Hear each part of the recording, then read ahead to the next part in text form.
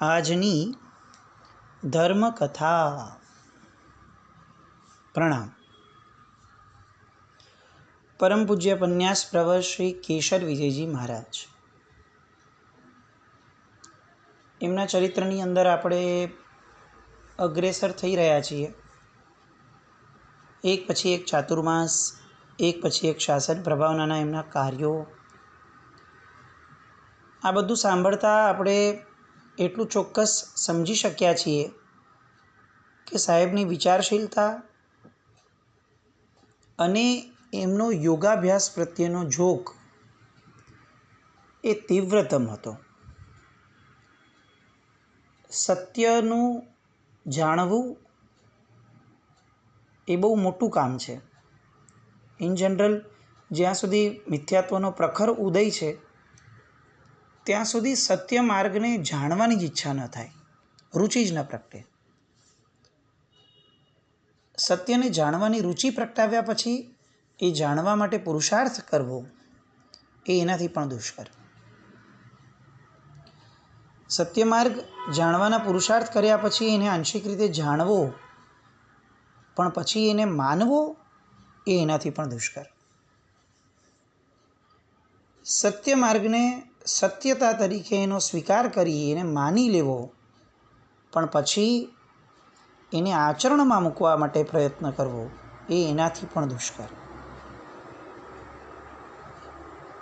કેશર વિજયજી મહારાજ સાહેબ આ બધા ફેઝમાંથી એટલી સરસ રીતે આગળ વધી રહ્યા હતા કે યોગને, એમણે જે ધ્યાનને જે સત્ય માર્ગ તરીકે સ્વીકાર્યો કે અનંત કર્મની રાશિનો ભૂક્કો બોલાવવા માટે જો ખરેખર એકદમ સક્ષમ જો યોગ કોઈ સાધવા જેવો છે તો એ ધ્યાન યોગ છે. બીજા યોગો સક્ષમ નથી એવી કોઈ વાત નહીં, પણ ધ્યાન પ્રત્યેની જન્માંતરીય એમની સાધના, એના કારણે ધ્યાન પ્રત્યે એમનો પ્રેમ, બહુમાન સખત વધવા લાગ્યો. એમના જીવનની અનેક ઘટનાઓમાંની કેટલીક યોગાભ્યાસ વિશેની એમની ઘટનાઓને ચરિત્રમાં ટાંકવી બહુ જરૂરી લાગે છે. ઇન જનરલ એવું હોય કે ચરિત્ર નાયક જે હોય ને એ હીરો હોય અને હીરો ઓલવેઝ સારું જ કરે, હીરો હારે સારું જ થાય, એવી એક આપણી સાયકોલોજી છે. અને એક આપણે એવું જોતા પણ આવ્યા છે કે જેમને હીરો તરીકે ઉપસાવવામાં આવે એ ક્યારેય નબળા ફેઝની અંદર એમનો હોઈ જ ન શકે, આવી એક દ્રઢ આપણી માન્યતા. અને આ દ્રઢતા પણ ખરી કે આદર્શ વ્યક્તિઓ નબળું ન કરે. કેશર વિજયજી મહારાજ સાહેબના જીવનમાં નબળું કાર્ય કોઈ થયું છે એવી કોઈ વાત જ નથી, પણ એક ઘટના એવી થઈ છે કે જ્યાં સાહેબ પણ થાપ ખાઈ ગયા. એ ઘટનાનો ઉલ્લેખ કરવો થોડો જરૂરી લાગે છે. આ પરમાત્માનું શાસન છે, સર્વજ્ઞોનું શાસન છે અને પ્રામાણિકોનું શાસન છે. અહીંયા પ્રામાણિકતાપૂર્વક જ્યારે ચરિત્રનું આલેખન થાય ત્યારે ચરિત્રમાં બનેલી તમામ ઘટનાઓનું આલેખન થવું જોઈએ.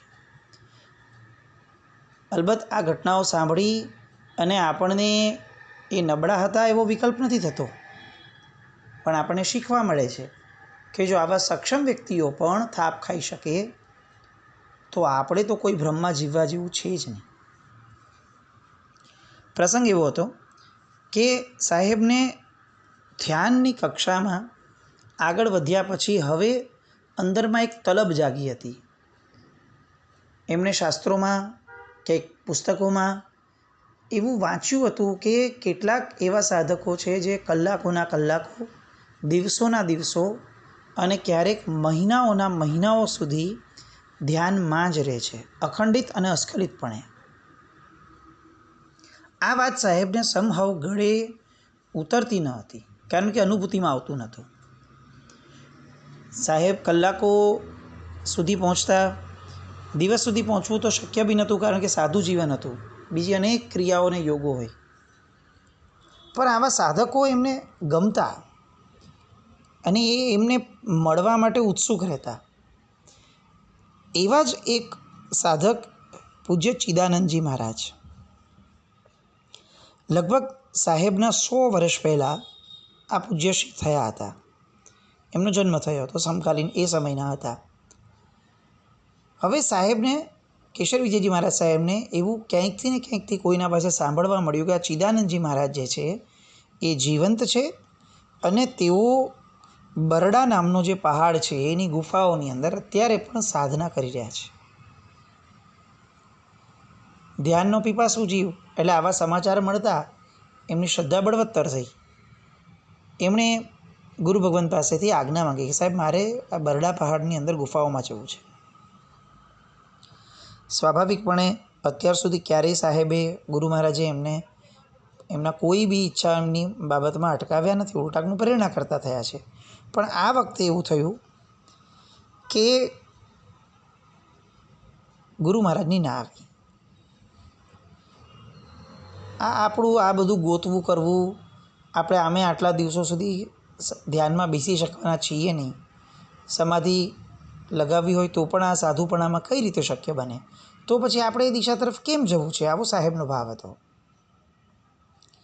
પણ કેશર વિજયજી મહારાજ સાહેબને એક ચાનક ઉપડેલી એટલે થોડી જીદ થઈ કે નહીં, મારે સાહેબ જવું જ છે, આવા સાધકોને મળવું છે. આપની વાત સાચી છે કે નહીં જ રહી શકાય મારાથી આવી રીતે સમાધિમાં, પરંતુ સાહેબ આવા સાધકોને મળવાની સખત તાલાવેલી જાગી છે. સાહેબની 2 વાર 3 વાર ના આવી અને તેમ છતાં કેશર વિજયજી મહારાજ સાહેબને એવું લાગ્યું કે નહીં સાહેબ, આપ ગમે તેમ કહો, મારે જવું જ છે અને હવે એકદમ તીવ્રતા સાથે આ યોગ છે સાહેબ, તો મને એમ લાગે છે કે હું જઈ જ આવું. સાહેબની આનાકાની હોવા છતાં આગ્રહપૂર્વક એમણે રજા મેળવી. જીવનમાં એકમાત્ર વાર બનેલી આ ઘટના કે જેમાં ગુરુ ભગવંતની ના હોવા છતાં આગ્રહપૂર્વક એમણે રજા મેળવી અને વિહાર કર્યો. આપણે ત્યાં એવું કહેવાય છે કે તમારી નિયતિને પણ જો કોઈ બદલાવી શકે તો એ તમારા ગુરુ અથવા તમારા મા બાપનો આશીર્વાદ છે અથવા એમની અનિચ્છા છે. ગુરુની અનિચ્છાએ થયેલું આ કાર્ય આગળ કેવા કેવા રૂપ લાવે છે એ ખાસ સાંભળવા જેવું છે. સાહેબ નીકળ્યા બરડા બાજુ. બરડા એટલે જૂનાગઢથી લગભગ 12 ગાંવ જેટલું દૂર આવેલું આ સ્થળ, ભાણવડની નજીક. લગભગ આપણી વસ્તી નહીં, કોઈની પણ વસ્તી નહીં, પણ ક્યાંક 25-50 જેવા ઘરો ભરવાડ લોકોના કે જે લોકો ચરાવવા માટે ત્યાં આવતા હોય એના સિવાય કોઈ ઘર પણ નહીં, કોઈ વસ્તી પણ નહીં, અને અનેક ગુફાઓ આ પહાડની અંદર. અને સાહેબને એક ભાઈ મળી ગયા. એ ભાઈએ એવું કીધું કે સાહેબ, હું આપને કન્ફર્મ કરીને એવું કહું છું કે આ બરડાના પહાડમાં ચિદાનંદજી મહારાજ સાહેબ છે જ. સાહેબને આશ્ચર્ય થયું કે આને મેં કંઈ કીધું નથી અને આ કેમ આવું વિચારે છે, તરત સામેથી કહી દે છે, એનો મતલબ કે કંઈક તો સંકેત છે આ. એટલે આમણે ચિદાનંદજી મહારાજ સાહેબને જોયા હો એવું બની શકે. સાહેબ એમના બહુ જ પ્રભાવમાં આવી ગયા. એ સિવાય પણ સાહેબ જૂનાગઢમાં હતા ત્યારે સૌભાગચંદભાઈ, શિવાભાઈ આ વગેરે લોકોને મળ્યા. બધાને પૂછે કે બરડામાં ચિદાનંદજી મહારાજ સાહેબ વસે છે એવું આપને કંઈ ખ્યાલમાં છે? એટલે શિવાભાઈએ કીધું કે સાહેબ એ તો સૈકા પહેલાંની વાત છે, 100 વર્ષ પહેલાંની. એ અત્યારે ક્યાં કોઈ બિરાજમાન હોય એવું ખ્યાલ નથી આવતો. સાંભળ્યું છે પણ બીજા 3-4 યોગીઓ પણ ત્યાં છે. હવે કોણ કેટલું શું છે મને એક્ઝેક્ટ ખ્યાલ નથી અમને લોકોને. સાહેબ ગમે તેમ કરીને ભાણવડ પહોંચ્યા. ભરવાડોને પૂછ્યું. ભરવાડોએ સ્પષ્ટપણે કીધું કે અમે 3-4 જણને જોયા છે ક્યાંક ક્યાંક, પણ એક્ઝેક્ટ કઈ ગુફામાં એ ખબર નથી. હવે જો તમે એમ કહો કે ગુફા ગોતવા જવું છે તો અહીંયા તો કોઈને કોઈ ગુફામાં વાઘ, સિંહ, વરુ વગેરે રહેતા હોય. હવે કઈ ગુફામાં અંદર ઘૂસ્યા પછી શું નીકળશે કેવી રીતે ખબર હોય? એટલે આ તો બહુ મોટું જીવનું જોખમ છે. એટલે ભરવાડ લોકોએ ના પાડી કે સાહેબ અમે એમને ગોતવા નહીં જઈ શકીએ. સાહેબ સાધુ વેશમાં, કેટલીક મર્યાદાઓ નડે એટલે એમને પણ એવું લાગ્યું કે આ પહાડ પર જઈને તપાસ કરવી તો અશક્ય લાગે છે. પણ તેમ છતાં હજી આ વસ્તુનું વેરિફિકેશન કરવું હતું એટલે છેક પોરબંદર વિહાર કર્યો. પોરબંદર જઈને લોકોને પૂછ્યું કે તમને આવું કંઈ ખ્યાલમાં છે? એટલે ત્યાં પણ પોરબંદરમાં એવું જ થયું કે લોકોએ કીધું કે સાહેબ બધી વસ્તુ બરાબર, આવું હશે બી ખરું, પણ સાહેબ આ બરડાના પહાડમાં જવા જેવું નથી આ ગુફાઓની અંદર. પણ આવા ચિદાનંદજી મહારાજ સાહેબ જેવા કોઈ સાધકો ત્યાં છે એવું તો અમને પણ સમાચાર અમે પણ સાંભળ્યા છે. ક્યુરિયોસિટી સખત વધતી જતી હતી. પણ સાધુનો વેશ છે, કેટલીક વસ્તુઓ શક્ય જ ન હોય. એટલે સાહેબે પણ માંડી વાળ્યું એમ વિચારીને કે હવે આ વસ્તુ ઉપર હમણાં અર્ધ વિરામ મૂકીએ. અને સાહેબ જુનાગઢ આવ્યા. જુનાગઢની અંદર આવ્યા પછીથી કેટલાક યોગી વ્યક્તિઓ સાહેબ આગળ યોગ વિશે જાણવા આવતા, યોગના અભ્યાસુઓ પણ આવતા હતા. એમાં એક ભાઈ આ મળી ગયા અને એ ભાઈએ એમ કીધું કે સાહેબ મારી પાસે પદ્માવતીની સાધના છે. એ ભાઈનું નામ ચીમનલાલભાઈ. હવે આ ચીમનલાલભાઈ કીધું સાહેબ મારી આગળ પદ્માવતીની સાધના છે. થાળીની અંદર કાજળ અને અત્તર લગાડો અને કોઈ એક છોકરો કે છોકરી બેસાડો અને થાળી તરફ લક્ષ્ય આપવાનું, એટલે પદ્માવતીના જાપ કરવાથી અંદર થાળીમાં આપને પદ્માવતી દેવી હાજર થયેલા દેખાશે. અને સાહેબ મેં આ ખાતરી પણ કરી છે કે તમે જે કીધેલું એ બરડાના પહાડમાં જે 4 યોગીઓના આપ ગોતો છો એ 4 યોગીઓના નામ સાથે મને આ પદ્માવતી માતાએ કીધું છે કે એ ત્યાં બિરાજમાન છે. સાહેબને તો બહુ શ્રદ્ધા બેસી ગઈ અને એવું લાગ્યું કે ચિદાનંદજી મહારાજ અદૃશ્ય રહેવા ઈચ્છતા હશે, આપણા જેવા વ્યક્તિઓને મળવાની ઈચ્છતા હોય. મારું યોગ નહીં હોય, મારું ભાગ્ય નહીં હોય, કેમ આવું થઈ રહ્યું છે? પણ છતાંય વસવસો સખત પણ શક્યતા ન હતી કે પોતે ત્યાં સાધુ વેશમાં આવી રીતે ગુફાઓમાં ચેક કરવા માટે જાય. એટલે એમણે શિવલાલભાઈ વગેરેને કીધું કે તમે જરા ચેક કરાવડાવો ને. હવે શિવજીભાઈ જે છે હતા એ શિવજીભાઈને આ ચીમનલાલભાઈ જે છે એ થોડા ડાયસી લાગ્યા કે આ ડાઉટફુલ કેસ છે. છતાં પણ એમને એમ થયું કે સાહેબને આટલી બધી એમના પ્રત્યે શ્રદ્ધા છે તો ચાલો હું ત્યાં જાઉં અને એમને મળું. હવે આ જે ચીમનલાલભાઈ છે એમની ગેમ શું હતી? મૂળમાં એ ગોધા વિનાયક શ્રાવક હતા અને આવી રીતે લોકોમાં એમ પ્રખ્યાતિ એવી થઈ ગઈ હતી કે એ બહુ મોટા સાધક છે, તમારે ચિઠ્ઠી મૂકવાની તમારા પ્રશ્નની, એ પછીથી એ તમને કંઈક ગણિત કરવા આપે અને પછી પોતે આવી રીતે સાધનામાં બેસી જાય અને સાધનામાં બેસી અને તમે હજી ગણિત પૂરું કરો એ પૂર્વે તો એ તમે ચિઠ્ઠીમાં શું લખ્યું છે, તમને કયા પ્રશ્નો છે અને એના જવાબો શું છે એ બધું એ ધ્યાનમાં બેસી અને આપણને કહે. લોકો દૂર દૂરથી આવતા અને આ ચકાસણી કરતા અને લોકો માની જતા કે આ ખરેખર આવું જ છે. પન્યાસી મહારાજે પણ આમની પાસેથી જ કેશર વિજયજી મહારાજ સાહેબે આ બધી વસ્તુની શ્રદ્ધા કરી અને આ ચિદાનંદજી મહારાજ સાહેબ વગેરેના પ્રશ્નો એમણે જાણ્યા હતા. પણ આ શિવજીભાઈને બહુ વિશ્વાસ બેઠો નહીં. એમણે બહુ જ તાકીને કેટલીક વસ્તુઓ ઓબ્ઝર્વ કરી અને પછી એમનો સમય લીધો શિવજીભાઈનો. શિવજીભાઈ એ એમને રૂટીન પ્રમાણે ગણી અને ગણિત કરવા માટે આપ્યું કે તમે આ ગણિત કરો તો ભાઈ હું ત્યાં સુધીમાં મારું ધ્યાન કરું. પણ શિવજીભાઈનું ધ્યાન કોન્સ્ટન્ટ એમના ઉપર હતું, છુપી નજરથી જોતા હતા અને છુપી નજરથી જોતાં એમને ખ્યાલ આવ્યો કે કેટલીક મિનિટો ગયા પછીથી એ હાથ ચાલાકી કરી અને પેલી ચિઠ્ઠી ઉપાડી લેતા અને ઉપાડેલી ચિઠ્ઠી વાંચીને તરત પાછી ફોલ્ડ કરીને ત્યાં મૂકી દે અને પછી ધ્યાનમાં બેસવાનો દોડ કરી અને આપણો પ્રશ્ન આપણને કહી અને એના જવાબો આપે. શિવજીભાઈને લાગ્યું કે આ તો લોચો, આ તો ઠગ છે, પણ હવે સાહેબને કઈ રીતે કન્વિન્સ કરાવડાવવા? લોકો તેલ લેવા જાય, લોકોને માનવું હોય તો માને, ન માનવું તો ન માને, પણ આ બધી માયાજાળમાં સાહેબ ઠગાય છે, સાહેબ બ્રહ્મા જીવે છે, એ તો કેટલું મોટું નુકસાન છે. પણ હવે સાહેબના મનમાં આ વાત ઠસાવી કેવી રીતે? એટલે એમણે ત્યાંના એક સ્થાનિક લોકલ વકીલ હતા, એ વકીલને આખી વાત કરી કે છગનભાઈ નામ એનું. એ છગનભાઈને બધી વાત કરી કે ભાઈ આવી રીતે મેં જોયું છે ને હું શ્યોર છું કે આ લોચો છે. છગનભાઈ કીધું એમ, ચાલો આપણે ચેક કરીએ. વકીલ છે, શંકા કરવી એ તો સહજ લક્ષણ હોય. એટલે તરત જ એમણે ચેલેન્જ આપી, ઓપન ચેલેન્જ આપી કે મારે તમારી સાથે આ જાહેરમાં આ રીતના પ્રયોગો કરવા છે, બધા લોકો બેઠા હોય એવી રીતે. હું ચેલેન્જ આપું છું કે આ એકચ્યુઅલી અંધશ્રદ્ધા છે, એટલે હું મારી ડિટેલિંગ ચેક કરીશ, તમારે આ પ્રયોગ કરવાનો. હવે પેલા ચીમનલાલભાઈને ટેન્શન ચડી ગયું.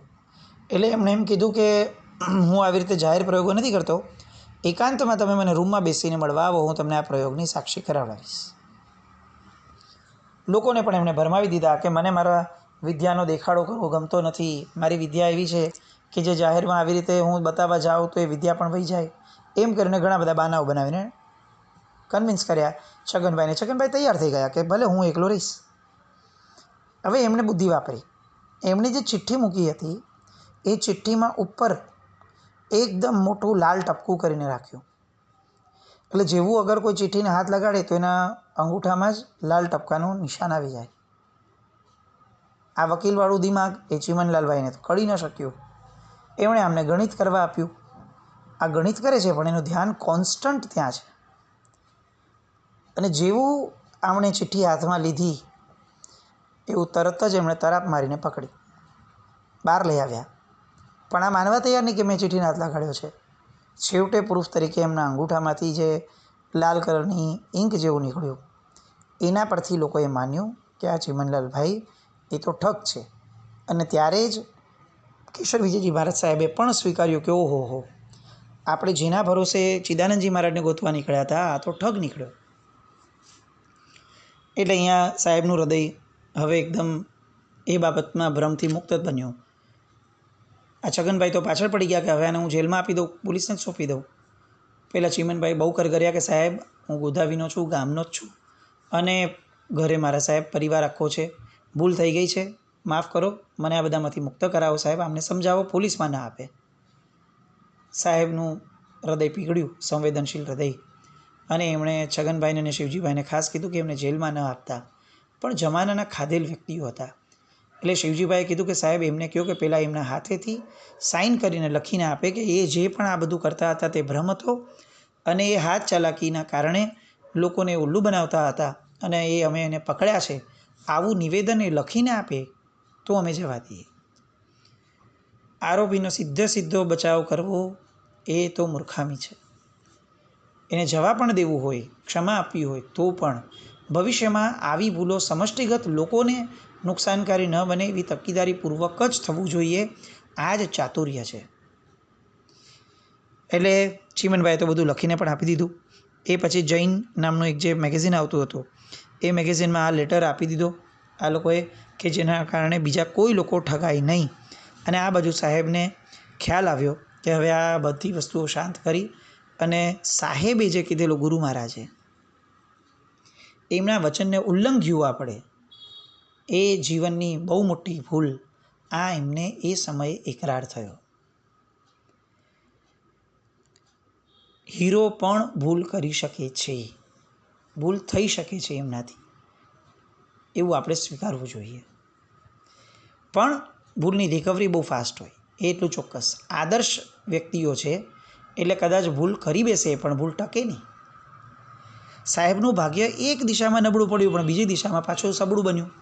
અને જૂનાગઢના શહેરની અંદર જ એમને દામોદર કુંડ જતા તલાટીના રસ્તે આગળ એક ગાઢ વૃક્ષની ઝાડી આવે છે જ્યાં ઝૂંપડી હતી. આ ઝૂંપડીમાં સૌમ્ય અને શાંત પ્રવૃત્તિવાળી કેટલીક વ્યક્તિઓ બેઠી હતી, સ્ત્રીઓ હતી. સાહેબ અચાનક ત્યાં યોગ ધ્યાન માટે હંમેશા અલગ અલગ ખૂણાઓમાં જતા. એમાં એકવાર ધ્યાનમાં બેસવા માટે આ ખૂણે જતા હતા અને એમને આ બહેનો દેખાયા. એટલે આગળ જતાં ખબર પડી કે આ બાંગ્લાદેશમાંથી એક યોગિની આવ્યા છે જેના બીજા 2 સેવિકા બહેનો છે અને આ લોકો ધ્યાન કરે છે. એવું પણ પછી બહારથી સાંભળવામાં આવ્યું કે આ લોકો સળંગ 15 દિવસ 30 દિવસના જાપ કરે છે.